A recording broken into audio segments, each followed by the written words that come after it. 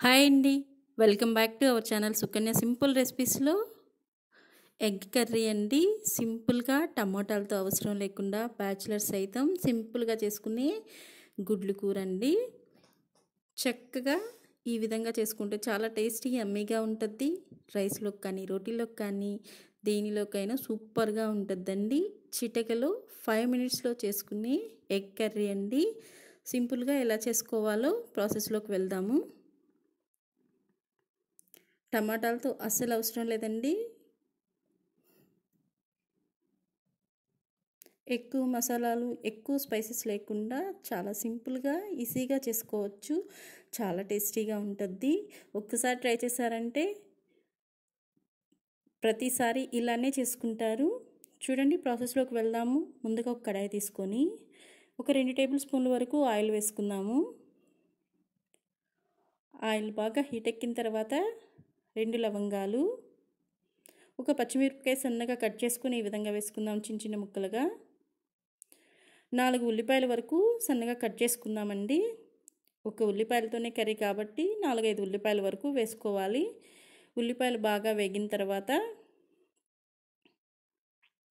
చూడండి ముందుగా ఒక బౌల్ తీసుకొని 1 టేబుల్ స్పూన్ సాల్ట్,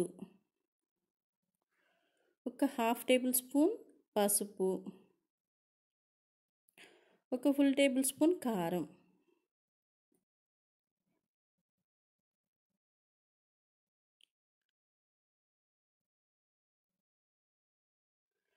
ఒక half table spoon garam masala పొడి,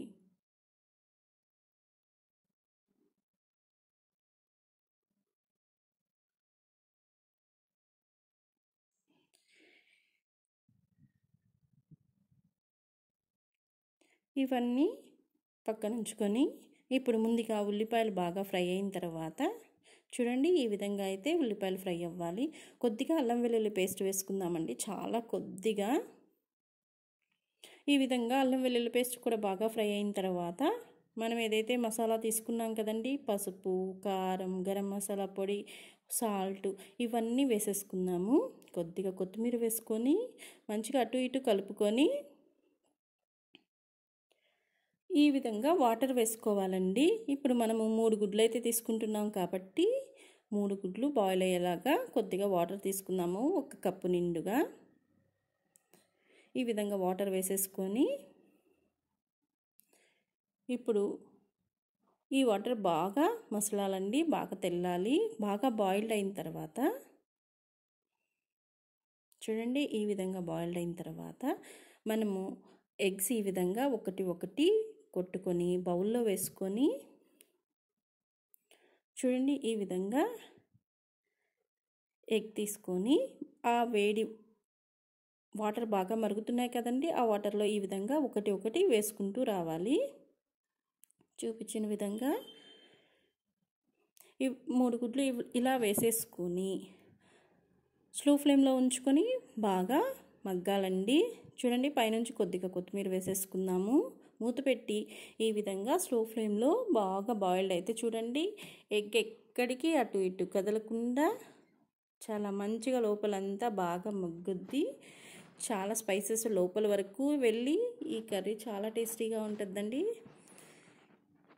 చూడండి ఇంకాస్త నీళ్ళున్నాయి కాబట్టి కొద్దిగా మగ్గాలండి. ఇదే విధంగా స్లో ఫ్లేమ్లో ఉంచుకొని కొంచెం బాయిల్ అవ్వాలి. ఈ విధంగా బాగా బాయిల్డ్ అయిన తర్వాత గ్యాస్ ఫ్లేమ్ ఆఫ్ చేసేసుకోవాలి.